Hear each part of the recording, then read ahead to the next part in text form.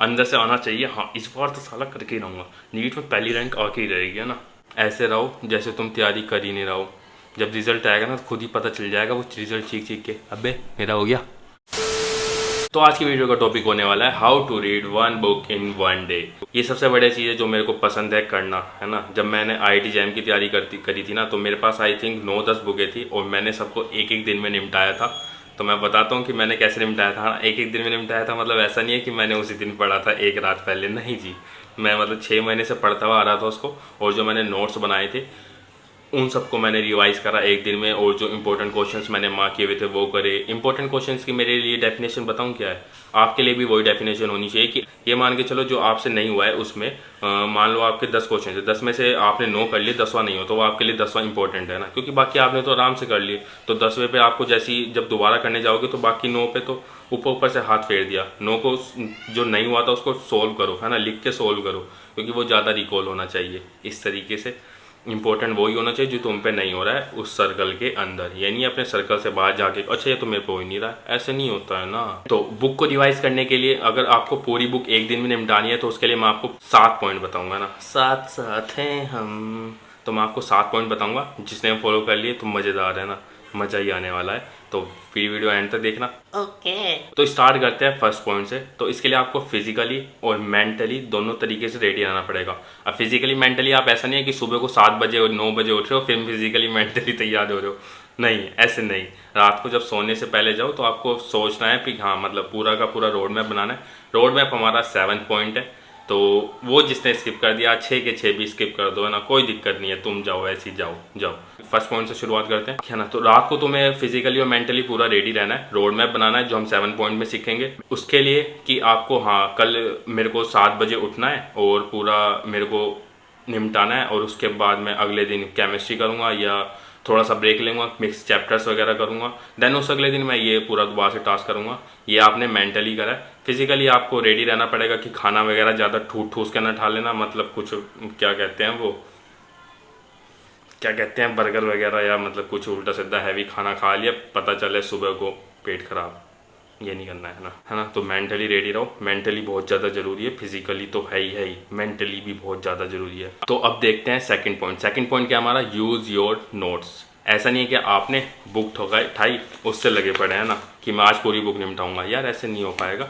आपको क्या करना है, अपने नोट्स उठाने, जो आपने नोट्स बनाए, इस बुक का साइज़ देख लो और इसका देख लो, है ना। नोट्स बनाए इनसे पढ़ो, है ना। ये कम पेजेस हैं, आपने बिल्कुल शॉर्ट उसमें लिख रखा है कि जो जो इम्पोर्टेंट है, मतलब सारा का सारा इसका शॉर्ट्स उसमें लिखा हुआ है।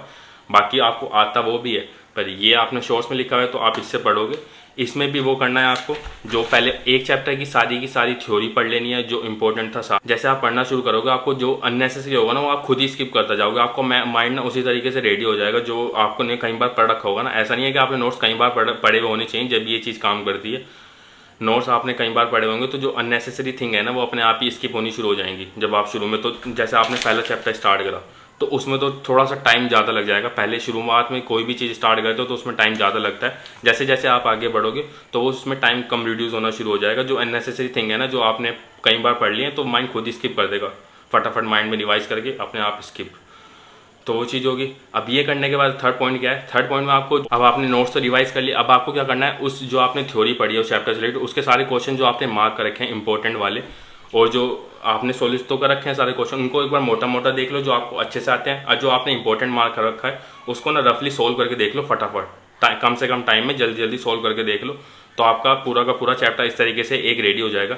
इसी तरीके से आपको पूरा का पूरा चैप्टर रिवाइज करना है। मैं यहाँ जो रोड मैप बताऊंगा वो 14 चैप्टर्स के लिए रहेगा, 14 चैप्टर्स के लिए, तो वो रोड मैप जरूर देखना है ना। तो वो जरूर, क्योंकि मैं उस हिसाब से बताऊंगा, क्योंकि मैक्सिमम इतने चैप्टर होते हैं 14 to 18 या मैक्सिमम किसी में 20, तो 14 to 18 तो मतलब 14 मान लिया मैंने चैप्टर्स की 14 है। तो अब फोर्थ पॉइंट क्या है, मोटिवेट योरसेल्फ। जब आपने जो 2 चैप्टर निपटा लिया ना उसको अंदर से ऐसे निकाल के लाओ, यार मैंने कर लिया, है ना, आज मैं पूरी बुक निपटा के ही रहूँगा चाहे कुछ भी हो जाए, तो खत्म करके रहूँगा 14 के 14 चैप्टर चाहे कुछ भी हो जाए। और फिर परसों को मैं केमिस्ट्री करूँगा, आज मैंने फिजिक्स करी है, मैथ करा है, उससे एक दिन बाद मैं कल को सारा मिक्सअप करूँगा, उसके लिए फिजिकली मेंटली रेडी रहूँगा, फिर उसके बाद केमिस्ट्री करूँगा। इसी तरीके से जो आज मैंने पढ़ा है उसको भी रिवाइज करूँगा कल को, क्योंकि रिवीजन बहुत ज़्यादा ज़रूरी है। अंदर से आना चाहिए, हाँ इस बार तो साला करके ही रहूँगा, नीट में पहली रैंक आके ही रहेगी, है ना। इस तरीके से आना चाहिए। एक एक चैप्टर के बाद अंदर से गूज बम्स आते हैं ना, वो आने चाहिए, क्योंकि वो ना आपको जो सोतड़ा सा मुंह होगा ना, वो उसको और एनर्जेटिक करेगा, नींद नहीं आने देगा तुम्हें, है ना।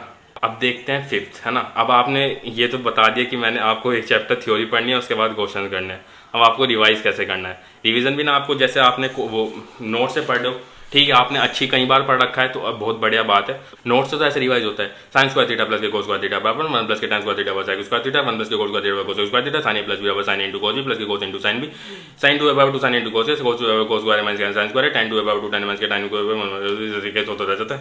इस तरीके से सारा रिवाइज हो जाएगा, पता भी नहीं चलेगा तुम्हें, जिसने कई बार पढ़ रखा होगा। जिसने पढ़ नहीं रखा होगा वो साइन स्क्वायर थीटा प्लस के कोस स्क्वायर थीटा बराबर 1, है ना।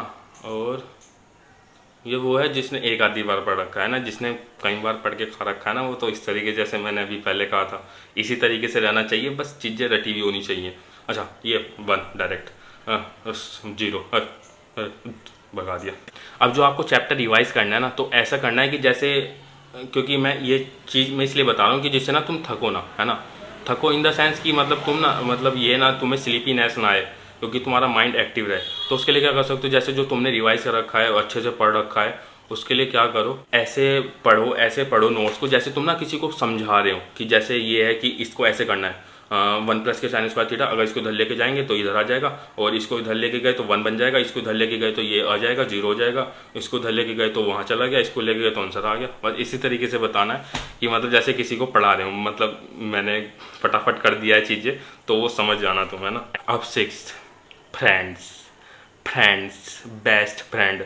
अब तुमने एक बुक निपटा ली, अब उसके आगे टिंडोरा तो पीटना देना जाके कि हाँ मैंने एक बुक निपटा ली है। अरे मैंने फिजिक्स कर ली, तुझे पता नहीं, अरे मैंने पूरी फिजिक्स कर ली एक दिन में, अरे तू नहीं कर पाया, अरे ऐसे कैसे, अरे ये चीज़ नहीं करनी है।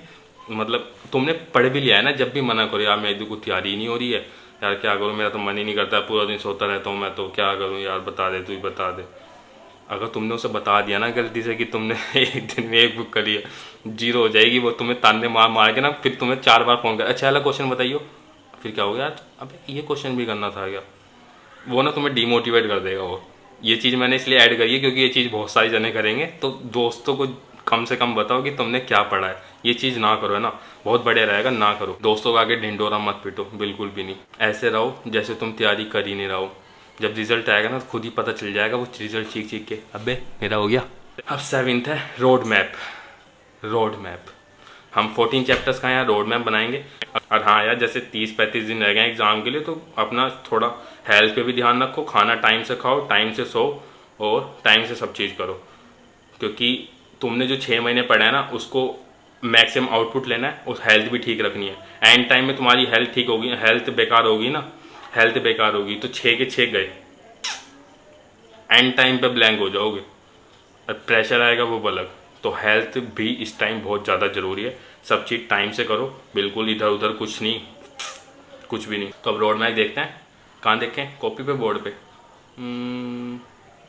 बताओ, बोर्ड पे देखते हैं, बोर्ड पे, ये रहा बोर्ड, यहाँ देखते हैं रोड मैप। तो मैंने यहाँ पर रोड मैप बना दिया, मैंने यहाँ पर 14 चैप्टर्स का रोड मैप बनाया है। ये मैंने यहाँ पर 7 to 7:30 AM ब्रेक टाइम है, नहाना धोना, तुम्हारा खाना पीना ब्रेकफास्ट सब 30 मिनट में निपटा लो, थोड़ा फास्ट काम करके ना। और फिर यहाँ पर 3 hours का फर्स्ट पोमोडोरो है।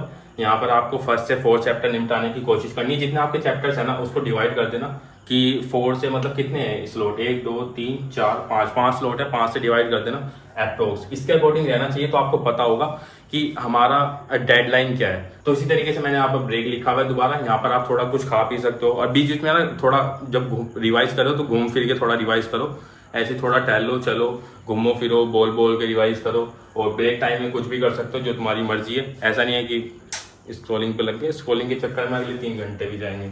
फिर दोबारा से ये मतलब 3 घंटे का स्लॉट है, इसमें 4 to 7 चैप्टर निपटाने की कोशिश करनी है। अगेन फिर ब्रेक है, और ब्रेक जो है ना, यहाँ पर मैंने पावर नैप भी एड ऑन करा है। पावर नैप बहुत ज़्यादा जरूरी है, मेरे हिसाब से तो बहुत ज़्यादा जरूरी है, बाकी तुम्हारी मर्जी है। पावर नैप इसलिए ज़्यादा जरूरी है, जो आपने 6 घंटे घुसा है ना दिमाग में, वो माइंड शांत होगा। फिर अगले जो तुम्हारे को 7-8 घंटे काम करना है, तो उसके लिए माइंड को शांत करके दोबारा से एक्टिव करना बहुत ज़्यादा जरूरी है, क्योंकि तुम्हारे को माइंड से काम लेना है। तो इस माइंड को भी शांत रखना है, और इसको भी थोड़ा सा रेस्ट देना है, ठीक है। फिर यहाँ पर 3 to 6 नेक्स्ट स्लॉट है, 7 to 10 चैप्टर्स के लिए।